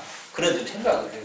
저는 몇 번 말씀드렸지만 저는 비정규직 문제를 해결하는 유일한 방식은 정규직을 늘리는 게 아니라 비정규직을 늘리고 실은 전부 다 비정규직이 되는 방식밖에 없다. 저는 노동시장의 질서가 이원화되는 게 아니라 단일화돼야지 문제가 해결된다는 식으로 생각을 하거든요. 그런 점에서 이제 말씀을 드리는 거고요. 그 다음에 친노 부분인데 이 부분은 지역차별 문제랑 연관이 되기도 하고 또 별개의 문제이기도 한데 아까 말씀드렸던 두 가지 문제예요. 보다 본질적인 문제는 김 소장님도 고민 많이 해왔잖아요. 소위 말해서 신자유주의 타령하고 사람이 우선이라 하는 이야기하고 경쟁의 질서를 배제하면은 이 나라가 좋아질 거라는 이야기 하는 거 있지 않습니까? 그걸 말하면은 486이나 그 다음에 소위 운동권이나 이런 부분을 그 모든 걸 상징하고 있는 세력이 현재는 친노라고 보기 때문에. 근데 실제로 반노 있잖아요. 반노가 훨씬 그 얘기를 많이 하잖아요. 그죠? 안 그런 걸로. 좌파 신자유주의다라고 하면서 비판을 갖다 하는. 아니, 근데. 그게 뭐냐면 사실은 솔직히 반노가 가장 목소리를 크게 내는 게 그 지점이에요. 그런데 그걸 갖다가 다 친노 얘기다라고 해버리니까. 근데 지난번에 있을 때 사람이 우선이다 하는 이야기처럼 소위 말해서 소위 말해서 반신자유주의적인 그 같은 거 드러낸. 그게 원래는 노무현하고는 전혀 다르잖아요. 그죠? 아니, 노무현하고 그러니까 문재인이 사실은. 친노를 얘기하는 거예요. 그렇죠. 지금 나는 노무현 이야기는 하지는 않았어요. 친노가 아니고. 근데 원래 그게 뭐냐면 반노였거든. 반노들이 이른바 그 친노를 갖다가 어떻게 보면 싹 포섭을 한 거예요. 사상적으로. 그죠? 그러니까 아니 그거 현실이잖아요. 그러니까 지금 현재 친노가 상징하는 정치적인 가치관이라는 게 저는 그런 거라고 보거든요. 근데 그 발전에 보면 일단은 그 노무현 대통령에 대해서는 이제 배제되어야 된다는 이제 맨 마지막에 쓰셨는데 그런 어떤 문장, 그런 주장 이런 것들은 사실상 우리가 말씀하셨던 보편정당 또 새정년을 대체하기 위한 정당을 구상할 때는 이런 용어는 사실상 거의 이제 대중적 공감을 받을 수 없다는 생각이 듭니다. 거기다가 신자유주의를 옹호하는 듯한 어떤 그러한 표현도 이게 전면에 나서는 순간 우리는 새정년을 대체할 수 없다, 대중정당 갈 수 없다 그렇게 생각하고요. 또 하나는 그 고용 문제에 있어서도 비정규직으로 간다. 이런 주장도 사실 좀 나이바다. 그러니까 제가 봤을 때는 그러니까 어떠한 견고한 프레임을 깨기 위한 방식으로 제안할 수는 있으나 대중적 공감을 확보하는 데는 사실은 지금 타겟팅이나 용어 선정이나 이런 부분에 있어서 너무 거칠기 때문에 이런 것들은 저희들이 대중정당으로 가는 데 있어서는 전반적으로 부적절하다는 생각이 들고요. 노무현 대통령을 부정하면서 우리가 뭐 이게 대한민국 사회에서 어떤 뭐 그런 민주개혁 세력을 뭐 대표하는 뭐 이런 걸 대체하는 뭐 이제 그런 식으로 갈 수 있을까? 저는 그거는 좀 아닌 것 같아요. 그러니까 노무현 정부의 실책과 과오도 있지만 또 우리가 긍정적으로 봐야 될 것도 있는데 이런 것들을 마치 이렇게 싸잡아서 비판하는 듯한 형태는 상당히 조심해야 되는 문제가 아닌가. 근데 저기 그 아까 전에 이제 그 인구 비노 비정규직 문제에 있어서는 여러 가지 해법이 있을 것 같아요. 그래서 이제 아까 그 주 대표님은 그 정규직 말고 전부 다 비정규직으로 하자라고 하면 굉장히 자본의 입장에는 너무나 참 좋은 일이죠. 그냥 뭐 프리하게 뭐 해고도 했다가 채용도 했다 그러는데 그 말고 저는 이제 계속 고민해왔던 게 현재 법에는 동일노동 동일임금이거든요. 정규직이나 비정규직은 다 똑같아. 그러니까 말하자면 똑같아. 그래서 말하자면 기업에서 볼 때는 누구를 채용하든 정규직을 채용해서 동일노동 동일임금이 현재 법에도 얘기되면 그거 하나. 두 번째는 해고가 됐을 때 유럽처럼 실업수당을 70%를 주는 거예요. 내가 300만 원을 받으면 일을 안 하고 210만 원을 받아서 생활할 수 있게끔. 말하자면 저는 그랬을 때 현재 법 체계에서도 인정이 되고 외국에서도 다 되는 동일노동 동일임금의 실업수당을 보장하면서 그랬을 때는 기업이 생각할 때는 내가 정말 정규직을 뽑는 게 타당한지 비정규직을 어떨 때 일이 많을 때 그런 걸 감안해서 하는지 이런 부분에 있어서 기업이나 어떤 노동자라 이렇게 볼 때 좀 저는 이제 이 방법을 저는 더 선호하는데 조금 더 이렇게 말하자면 고민했으면 좋겠다는 생각이 들고 아까 친노 부분에 그러니까 지금 일본 사람들은 통일 무슨 당 진보 정의당 뭐 이렇게 하면 몰라 그냥 다 그냥 이렇게 하나로 알아. 우리는 뭐 이렇게 다 몇 개로 나눠서 알고 뭐 그렇게 뭐 친노니 뭐 사람들이 정말 몰라요. 뭐가 뭔지 몰라. 근데 여기 이렇게 우리 이 SNS에서 보면은 뭐 친노니 뭐 친노니 아니니 뭐 이러는데 일반 사람들이 볼 때는 그냥 이렇게 한 무더기로 보는 경향이 있거든요. 그래서 그런 속에서 우리가 어떻게 지지를 그 사람 속에서 정말 이 사람들이 판단할 때 그런 속에서도 이 사람들을 지지하고 싶다라고 하는 마음들을 생기게 해야지 친노니 뭐니 진보 정의당이 이렇게 하면 사람들 정말 정말 10명이 9명은 몰라요. 아니 그러면은 대충 몇 분이 하신 질문에 대해서 제 나름대로 답변을 할게요. 이제 간단히 말해서 그래요. 말씀하신 우려들이 다 일리가 있어요. 걱정해야 되는 부분이고 뭔가 대응해야 되고 대책을 마련해야 할 부분이에요. 근데 저는 간단히 말해서 이제 아까 유 소장님 말씀하신 부분이죠. 그러면은 깨놓고 말인데 친노를 부인하지 않고 노무현을 부인하지 않고 그리고 새로운 대한 정당을 만들 수 있는가? 나는 솔직히 아니라고 봅니다. 만들 수 있을까? 저는 만들어도 있지 않습니까? 무슨 노력을 해도 결국 현재 새정치연합으로 있지 않습니까? 귀결이 될 거라고 봐요. 그리고 왜 새정치연합에 지난번에 박영선이가 나온다 탈당한다 만다 그랬을 때 저는 탈당하기도 어려울 거라고 봤지만 탈당한다 해도 아무 파급력이 없다고 봤어요. 그 이유가 뭔지 아십니까? 지금 현재 새정치연합의 계파정치 어쩌고 계파 갈등 어쩌고 이야기하는데 제가 보기로는 실은 계파가 없어요. 그냥 친노 1, 친노 2, 친노 3, 친노 다시입니다.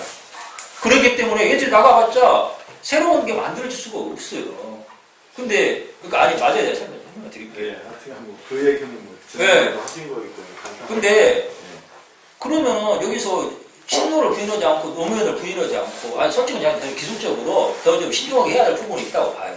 그렇지만 여기서는 지금 그런 자리가 아니잖아요. 지금 대중한테 지금 이야기하는 자리가 아니라 그래도 나름대로 최소한의 이해를 공유하고 있는 분들끼리 하는 이야기예요. 여기서 대중한테 노무현 개식게 씹씹게 이야기를 하자는 이야기 대중한테 그럴 수는 없잖아요. 그런 건 아니에요. 하지만 이 당이 새로운 제3당이 아니라 기존의 어떤 걸 대체하는 대한 정당으로 만들어졌을 때 저는 무슨 이야기를 해도 친노 이야기를 가지고 친노를 극복하지 않으면은 저는 다시 원점 회귀된다. 저는 그렇게 생각을 해요. 제가 굉장히 큰 착각이거든요. 저는 지금 간단히 말하면 악을 갖다가 줄이는 방법, 악을 갖다가 완전 제로로 만들기 위해 가지고 이걸 갖다가 열심히 망치라는 방법도 있지만 선을 키우는 방법이 있거든요. 그러니까 무슨 얘기냐면은 친노 나쁜 놈이야. 친노 중에서는 문재인은 원래 사실은 친노야. 부터 오만 가지 얘기를 하면서 고립하고 두드러 패는 이런 방법이 있고, 네, 그렇지 안 된다고 봐요. 그냥 국민들이 미치도록 가려워하는 어떤 데를 갖다가 우리가 확실히 긁어주는 방식이 있어요. 그리고 이 부분에 대해서는 다 긍정하고 다 부정할 수 있어요. 이승만 나름대로 뭐 잘 한다고 했는데 그 뭐 거늘이 많아. 박정희 뭐 잘한 것도 많지만은 거늘 많아. 김대중 노무현에 대해서도 마찬가지. 야 근데 이렇게 접근할 수 있잖아 사실은. 이거는 다 부정도 아니고 긍정도 아니라고. 그냥 다만 지금 우리 시대 과제는 이만큼 있는데 이 과제는 이승만부터 해서 저기 그 뭐 노무현까지 김대중까지 전혀 이거 못 푼 거야. 이 사람들 내준 숙제야. 우리는 할 수 있어. 야 근데 이렇게 갈 수 있거든 사실은. 너는 뭐냐면 사실은 의외로 제가 친노에 대한 친노라는 내가 비판 많이 하는 사람 아닙니까? 그래서 그걸 많이 써요. 제가 친노라는 표현은 거의 안 써요. 왜? 필요 없으니까. 왜? 애매하거든. 왜? 친노 자체가 옛날 노무현인데 옛날 반노들이 지금 현재 친노 행세를 하고 있거든. 정신과 방법으로 보면 문재인은 사실은 반노거든 사실은. 민노당의 어떤 그걸 받은 거 아니야 사실은. 근데 이 사람이 지금 친노의 중심이야. 그러니까 친노를 갖고 얘기하면은 이거는 정말 헷갈려 버리는 거야 사실은. 그래서 나는 얘기 안 해.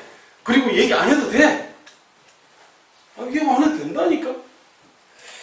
아니 당신들이 도대체 국가를 어떻게 만들래? 이 얘기만 하면 되고. 그리고 제 뭐냐면은 주동식 선생도 여기에 있는 얘기들 중에 합리적 핵심이 있잖아요. 그걸 잘 다듬어 가지고 그래서 그걸 갖다가 이렇게 발산을 해서 대중을 끌어모으면 돼. 친노 제가 볼 때 할 얘기 할 필요가 하나도 없다니까. 그건 이제 아까 그래서 제가 프로파간다와 아지테이션을 이야기한 거예요. 그러니까 여기서 이제 소장님이 말씀하신 그 부분은 뭐냐면은 미래의 장기적인 비전 이야기예요. 근데 지금 당장 이 대한정당을 만들어서 무엇을 할 것인가 하는 부분에 있어서는 소장님이 좀 더 고민을 해주시면 좋겠어요. 아니 저는 친노라 나는 오늘 사실은 필요 없어요. 그런 사실은. 오늘 이야기하신 부분에 이제 제 부분에 내가 주장을 막 끝까지 거짓을 부리겠다는 게 아니고 일단은 제 의견을 이야기했으니까 여기서 비판해 주신 부분에서는 저도 고민을 해볼게요. 제가 뭐 내 부인이 다 옳다고 말할 수는 수도 없는 거고 그런 것도 아니고. 저도 네. 일단 뭐 발표를 쭉 들으면서 일단 저를 많이 돌아보게 됐습니다.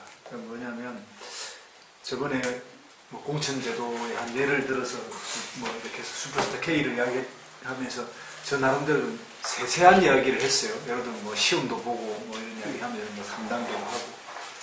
근데 왜 반응이 그냥 모여서 한 번에 뽑으면 되는데 뭐 3단계냐 뭐 이런 이야기도 들었고 그러면서 내가 그때 들었던 생각이 내가 전문가 좀 좋게 이야기하면 전문가의 함정 같은 데가 빠진 거 아닌가. 내 딴에는 중요하고 세세한 이야기를 하는데 다른 사람이 들을 때는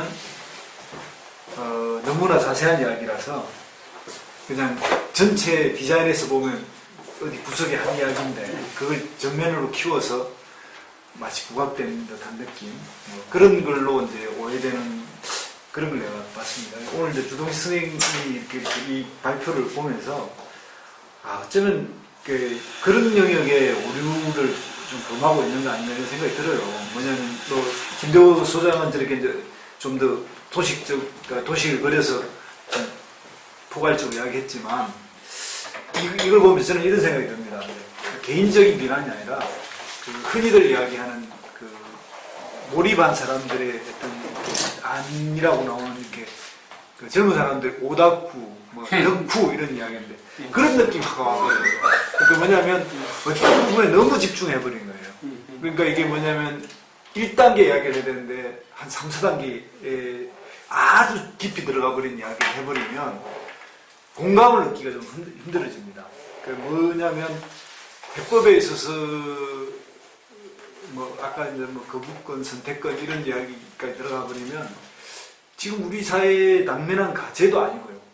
그게 뭐 이렇게 예를 들면 저는 그게 교육의 핵심이라고 생각하지 않습니다. 교육 문제에서 핵심.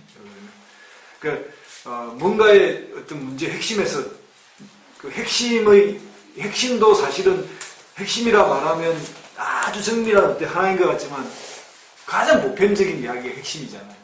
그러니까 보편적인 이야기를 너무 확 들어가 버린다는 느낌을 받았어요. 그러면서 그런 문제에 을기설기한 예를 들면 그 시계 작동 원리처럼 아주 세밀한 부속들을 여러 개를 막 나열해서 설명해주고 보여주는데 대중에게는 시계 바늘이 그냥 시계만 정확하게 가르치고 가면 되는데 그 세세한 하나하나를 다 이야기해서 그 원리는 이런 작동의 원리가 돼야 된다 이런 이야기를 하면 이제 대중들은 못 알아듣고 그게 뭔 말인지 이제 뭐 말만 많아지는 일이 벌어지는데 오늘도 그런 느낌을 저는 받았고요. 그래서 이제 이런 그 강령이나 정책 이런 것들을 이렇게 이야기를 하게 되면 이런 유의 토론들이 몇 번 뭐 어차피 있어야 된다고 저는 생각은 해요. 그런데 그렇더라도 어쨌든 좀 크게 정리해 가야 될 부분들을 많이 고려를 하는 게 좋겠다 이런 생각하고요. 두 번째 이제 말씀하신 것 중에 그 친노 이야기 저도 이제 한 말씀 드리고 싶은데 저는 뭐 그거로부터 혜택도 받은 적도 없지만 정확하게 본다면 그 노무현 정신이나 노무현 대통령의 어떤 그 노무현이라는 사람이 대통령이 되는 과정과 대통령을 하면서 1기, 2기 이렇게 변해갔던 이런 전체를 봐야 된다고 보고요. 그런 거에 대한 구분이 좀 필요하다고 봅니다. 그러니까 이제 흔히들 금방 말씀하신 것 중에 제가 좀 놀란 거는 새정치민주연합은 친노 1, 친노 2, 친노 3이다 이렇게 하면 저는 전혀 또 동의도 안 되고요. 그런 요소도 있지만 어쨌든 새정치민주연합의 최고의 문제는 개파의 존재고 그 개파의 존재 형식이 개파의 단합으로 모든 걸 결정하고 있기 때문에 개파 투쟁이 아니라 결과적으로는 서로 나눠먹게 하는 게 문제다. 저는 이렇게 인식하고 있는 사람인데 친노 1, 2, 3이 뭐 그래서 그런지 결론이 그런지 모르지만 사실은 저는 그렇게 생각하지는 않습니다. 그래서 그런 부분도 이렇게 가동하게 생각하고 계신다. 하나만 이야기한다 그러면 그 담합이 가능한 게 있지 않습니까? 정치적인 추구하는 가치가 다르고 노선이 다른 거 있잖아요. 담합이 어려워요. 근데 왜 쉽게 담합이 될까요? 그것은 추구하는 가치가 있지 않습니까? 동질하기 때문에 저는 그런 현상이 가능하다고 봐요.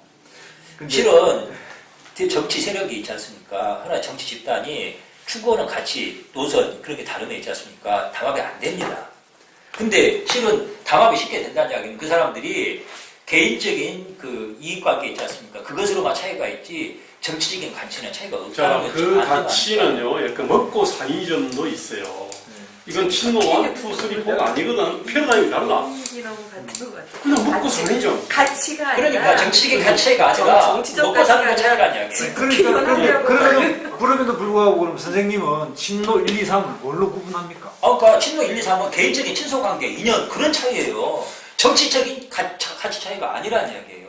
정치적인 가치 차이가 있으면 담합이 그럼 어려워요. 그다 왜 친노를 붙여요? 제가 볼 때는 아까 제가 말했던 먹고 사니점은 친노하고 상관없는데. 아니 먹고 사니점이 본질인데 얘들이 내세우는 가치는 친노 노무현으로서 그리고 친노 세력의 지금까지 상징이나 똑같이 말했던 반신자유주의나 이런 거 있지 않습니까? 그리고 사람이 먼저다. 그러니까 결국 물질적인 진보를 부인하는 사람이 먼저다라는 보호잖아요. 정치적 그 구호가 정치 가치가 깔려 있잖아요. 예. 저거 같이 지금 말씀하신 게 예. 오늘은 지금 당장 예. 그게 10년 동안 할 일 예. 얘기하면서 하다 보니까 구체적인 것도 말씀하시고 가치적인 개념도 말씀하셨는데 친노의 문제는 뭐 반노가 문제가 아니고 사실은 대한정당이 아까 지금 말씀하시는 추구하는 가치가 뭐인가? 그것은 국민들이 어떤 나라에서 누구랑 어떻게 살고 싶다는 얘기를 그걸 비전 제시를 해주고 그걸로 해서 국민들한테 리딩하는 게 아니에요. 국민들한테 그걸 제공할 수 있는 기획할 수 있는 팀이 우리가 있다는 것을 알려줘야지. 그러니까 그거를 얘기를 하는 것에 친노 반노가 아무 필요도 없고 박정희 김대중이가 필요가 없던 우리가 그거를 사상적으로 이런 거를 해서 그걸 비전 제시를 하고 구체성 있는 정책으로 디테일하게 나왔을 때 사람들한테 기존에 있던 정당하고 얼만큼 차별화되는가에 따라서 흡인력이 얼만큼 생기느냐. 그거에 지금 나중에 토론하는 거 보니까 이건 지금은 노무현 대통령 문제, 친노, 반노 문제가 얘기가 뒤엎어져 버리는 거야. 그러니까 항상 이 정당을 그걸 할 때는 국민들한테 어떻게 소구할 것인가, 그분들의 지지를 어떻게 획득할 것인가. 그래서 앞으로 우리가 살아가야 될 이 땅, 이 나라가 어떤 나라로 우리는 키울 수 있다 하는 걸 자신감 있게 얘기를 할 수 있는 그런 정당을 만들어야 돼. 그 가치를 제시를 안 해주면 여러분들이 지금 하고 우리가 이렇게 얘기하는 건 아무것도 안 된다는 거지. 그래서 그 깃발, 그 기치가 어떤 기치냐 하는 거에 집중을 하세요. 그걸 안 하면은 그러니까 뭐 지금 진보다 뭐이다 얘기하는데 옛날 민주당이 진보였어요? 우리나라에? 지금 새누리당이 지금 보수입니까? 아니거든. 자기들이 취사하고 있는 게 자기 생각에 내가 진보파다, 보수다 그러지. 되게 비겁한 사람들이 많아. 뚜렷하잖아. 우리는 공리공론 하는데 너무 치중해. 목숨을 안 걸어. 중국도 안 그렇죠. 일본도 안 그렇죠. 목숨을 건다니까. 거기에 책임을 진다. 그러니까 이쇼懸명이라고. 모가지를 걸고 생명을 걸고 한다는 거예요. 우리나라처럼 말 맞다나 안보 문제, 국방 문제만 되면 그거에서 좌파다 우파다 노는 있는 나라가 어디 있어요? 일본의 조그만 극우파 조그만 사람들이 옛날에 누가 죽었어? 미시마 유교가 할복했죠. 사이다에서. 그 불씨가 살아서 지금 아베를 만드는 거예요. 중국 영화 보면 우리나라도 요새 무사들이 많이 나오는 영화가 많이 나. 그러나 그 무사 다 가짜 무사 아니야. 픽션이라고. 중국 드라마들 보면 말 맞다면 도끼도 엄청나게 큰 걸로 뚝뚝 패죠. 사실은 그러지도 않았겠지만 그 사람은 상무정신을 갖고 있다. 제 고수들이 많잖아. 소림사 춘병도 그렇고. 우리나라는 요새 와서 조금 그러지만 아직도 우리 머릿속에는 썩어 빠진 정신들이 많아. 그러니까 바로 그 정신을 똑바로 세울 수 있는 가치관을 얘기를 하는 것을 정당의 기본 바탕에 둬야 된다. 그래서 이 나라라면 안심하고 사랑하는 내 가족들하고 생활을 끊는 마음 편히 살 수 있는 나라. 그렇게 할 수 있다. 우리 정당은 그럴 수 있다 하는 것을 제시해주는 그거에 집중을 해서 새 판을 짜는 개념으로 하면 그게 새 정치 아니에요? 안철수가 못한 건 그런 거고 나는 그렇게 생각해. 네. 거기에 집중했으면 좋겠다. 오랜만에 정말 일간을 딱 하시네. 아유, 잠깐만, 김두수 이사가 저기 하다가 좀 말았는데 얘기 좀 더. 거기 요런 말씀하실 때 좀 트라우마가 작동하면요. 그러니까 이제 그러니까 설득력을 잃어버리는 게 이제 나오는데 지금 이제 어쨌든 제가 제 경험상 어쨌든 뭐 민주당 계열에 한 10년 이상 있었던 제 경험상 보면 이제 그 말씀하신 영역의 문제가 야당의 최고의 문제고 그것의 극복이 우선 과제다라고 하는 게 아마 설득이 잘 안 될 거다 이렇게 보고요. 그런 측면에서 이제 뭐 각자 경험이라든지 어쨌든 이런 속에서 어떤 느낌이 있지만 그런 것들을 좀 희석시키고 어쨌든 전체적 과제에 좀 주목하는 이런 자세가 필요하다고 생각합니다. 아까 선생님이 말씀하셨지 않습니까? 그걸 하기 위해서 발표를 한 겁니다. 근데 선생님이 이제 동의 안 하실 수 있는데 그것에 대해서는 오해는 안 하셨습니다. 저는 오해한 거 아니라 그게 가장 바탕에 있어야 되겠다. 얘기 안 하신 분들 몇 분 있죠, 그죠? 자. 네, 저는 사실 지금 얘기를 들으면서 굉장히 이제 지금 사이제 이해가 가는 것 같아요. 조 선생님의 그 어떤 그 간결함 이런 게 이제 이해가 가요. 왜 저 양반이 맨날 노빠라랄까? 뭐 깨시민, 대체 처음에 깨시민 뭔가 맨날 얘기하면 깨시민, 노빠, 친노 막 그래서 이제 이해가 가요. 그 진정한 의도를 이제서 여러 토론을 거쳐서 저는 여러 번 들으니까 이제 이해가 가요. 그 말씀에서 사실 저는 이제 지금사 진정한 왜 저분이 이렇게 친노나 깨시민이나 노빠를 얘기를 했을까? 이제는 제가 이해가 가서 너무 저는 좋은 것 같아요. 그래서 진짜로 원하는 건 그러면 지금 말씀하신 그걸 가기 위해서 이 문제를 명확하게 해야 된다.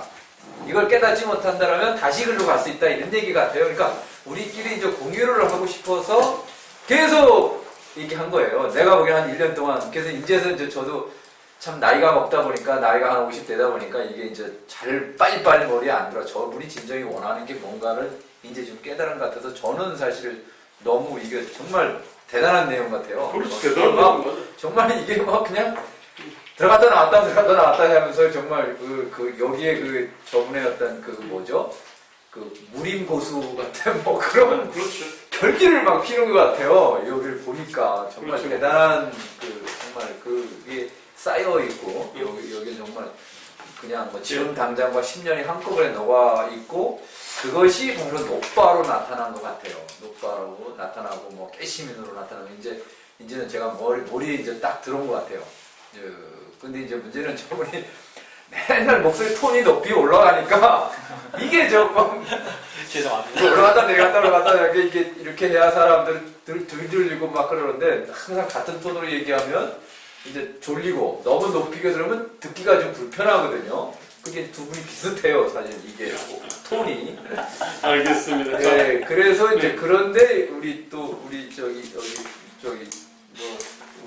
김순수 이사님은 목소리가 너무 좋잖아요. 그러니까 굉장히 설득력 있다고 사실 지난번부터 오면 그냥 들어도 이분이 진짜 전문가 같은 그냥 목소리만 들어도 진짜 목소리가 너무 좋아요. 알겠습니다. 저는 하여튼 네. 이게 이런 논의가 저는 매번 결론은 그렇지만 너무 저는 굉장히 도움이 많이 되고 너무 이게 알겠습니다. 박영창 씨.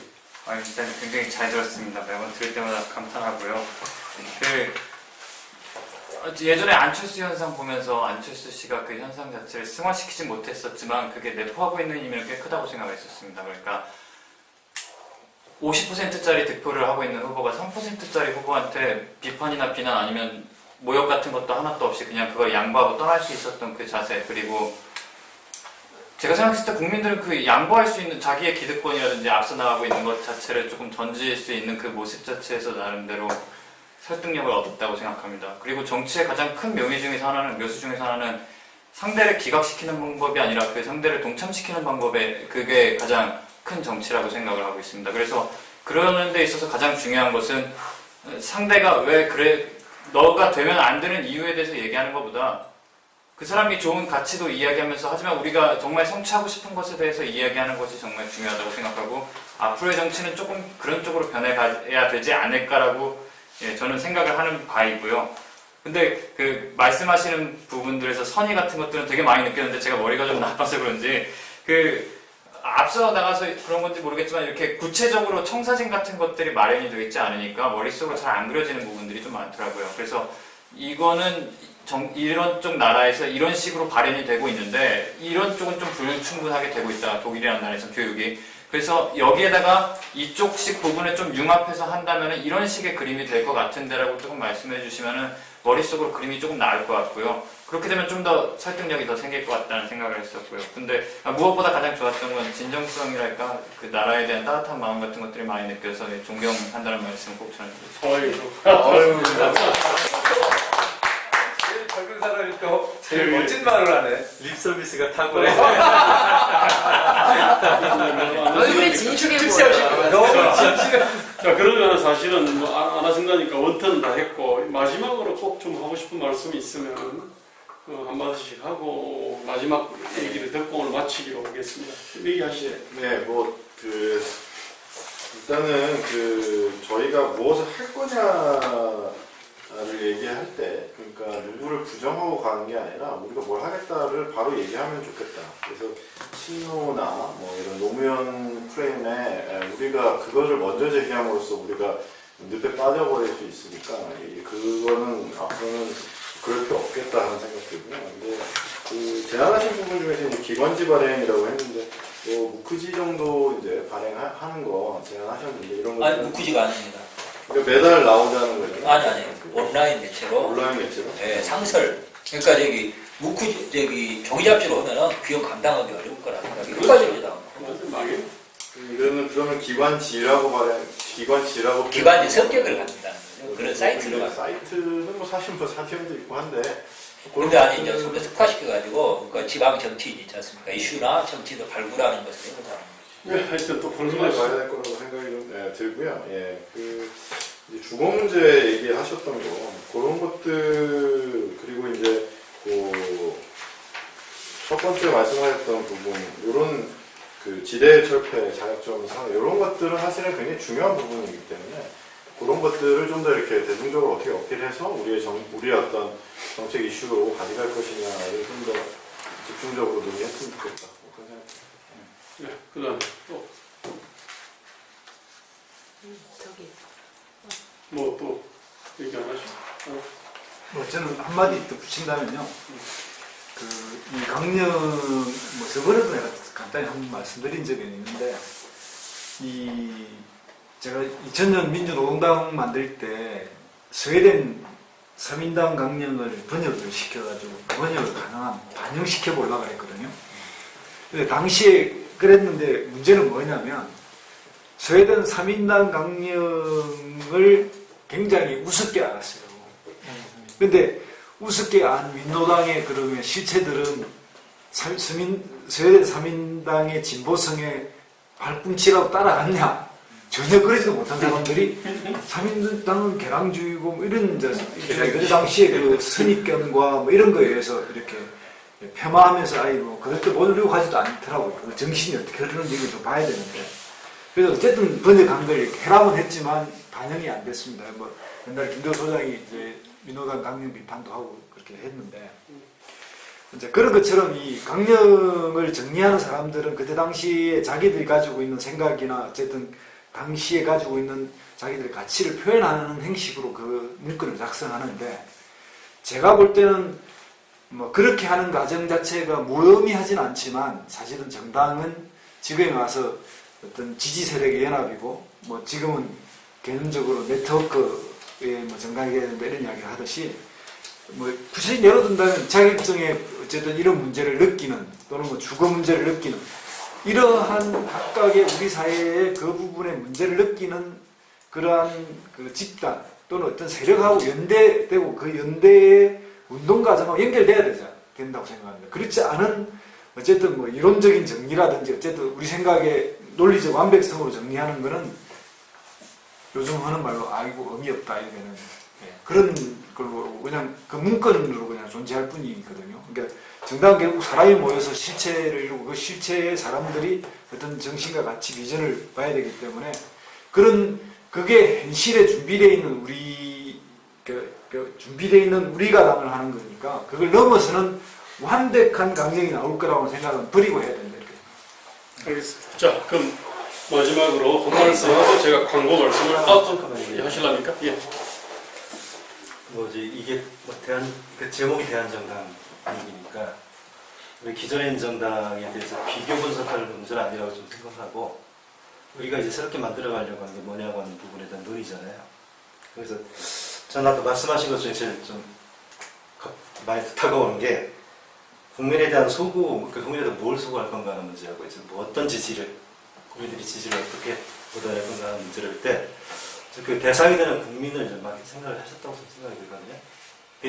이전에 정당이 만들어질 때의 어떤 국민에 관한 생각들과 지금의 어떤 국민의 우리 많이 질적으로 양쪽으로 많이 구성이 많이 달라졌다고 보는데 대상에 대한 고민들이 상당히 좀 희뿌연하다는 생각이 들어요. 굉장히 관념화되어 있고 그런 부분에서 보면은 대상이라고 하는 부분을 명확하게 좀 뭔가 전제를 깔고 들어가고 동의를 얻어야지 다 국민의 지지를 받고 들어가 대통령 후보로 나오는데 이거 똑같은 거 아닙니까? 그런 부분에 대한 고민이 좀 드러나야 이게 우리 얘기를 하는구나 같은 수가 될 거라는 생각이 들고 또 하나 이게 지금 파트별로는 굉장히 재밌고 좋은데 물론 전체가 그려져야지 국민들에게 다가갈 거라고 보는데 하나하나의 그 전체에 대한 상입을 이렇게 보여야 국민들이 그 하나하나도 부분적으로 느끼지 않고 네. 전체를 보지 않을까 뭐 이런 생각이 좀 들어가지고 그게 좀 다듬어지는 과정이었으면 좋겠다. 자, 알겠습니다.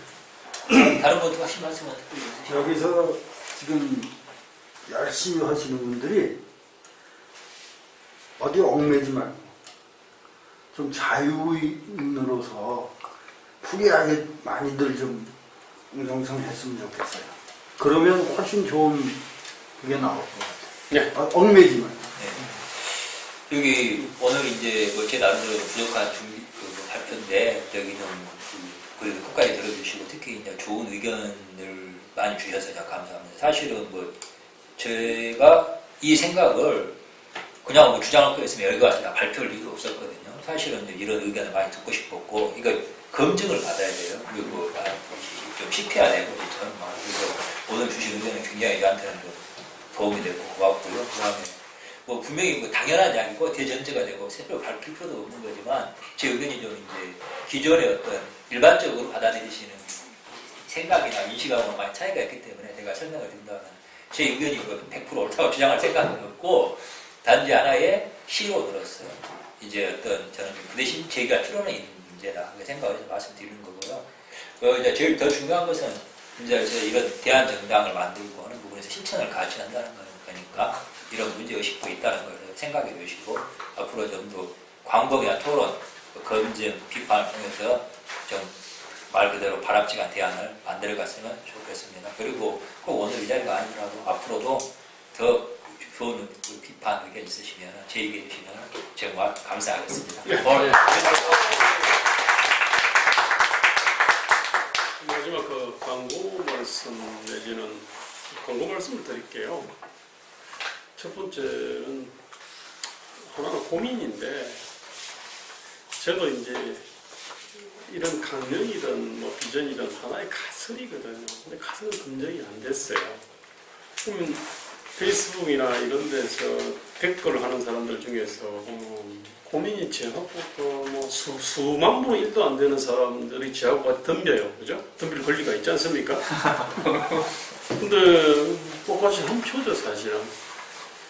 그리고 생각이라고 하는 거는 원래 디테일로 가면 세상 지구상에 같은 생각 가진 사람 단 한 사람도 없거든요. 어쨌든 어떤 생각들을 갖다가 이렇게 뭔가 묶어내야 될 텐데, 그죠? 이게 그래서 또 나름대로 권위는 서야 되거든요. 이게 뭐 주식회사도 아니고 말입니다. 결국은 이런 부분들이 토론을 통해 가지고 다수가 저 생각이 옳은 것 같아 라고 이제 인정해줘야 비로소 이제 권위를 획득하는데 우리는 이제 그런 것이 없으니까 대학교 1학년생이 아니 고등학생이 저한테 덤비죠, 그죠? 뭐 다 그럴 거예요, 사실은. 근데 어쨌든 이 다양한 어떤 이견들이 서로 대화 토론을 통해 가지고 이제 이렇게 마치 수많은 지류들이 큰 강으로서 강도 몇 개 여러 개 되지 않습니까? 그 강으로서 이제 이렇게 쭉 만들어져 가지고 흘러가야 되는데 참 그 어떤 메커니즘이 어떻게 해야 될까? 참 그게 사실 고민스럽습니다. 오늘도 좀 뭐 서로 합쳐가지고 업그레이드하고 발전할 것들이 꽤 있고요. 서로 막 정렬하게 붙어야 될 것도 있고 뭐 그렇지 않습니까? 그죠? 이게 항상 일어나는 일인데 어떻게 그러면 이런 장을 만들까? 이게 무슨 결국 이건 대중이라는 재판관 앞에서 재판하는 수밖에 없거든요, 사실은. 근데 참 어렵지 않습니까? 어쨌든 이거 고민이 하나입니다. 이건 같이 고민해야 될 것 같아요. 이거는. 두 번째는 대한정치 박람회를 한판 벌리려고 합니다. 대한정치 박람회에서 요 얘기도 말입니다. 한 15분짜리로 다 압축해가지고 딱 나가고 예컨대 제 생각도 나가고 오늘 그 김두수 소장의 얘기도 한번 그렇게 딱 나가고 또 혹시 여기 있는 사람 나갈지도 모르겠어요. 그 다음에 어쨌든 대한정치 박람회에 참여하기로 한 데는 그 노동당의 삼인주의라고 추구하는 사람들이 있습니다. 그럼 박창기 씨도 한다 그랬고요. 그 다음에 뭐 다준다에서도 할 테고요.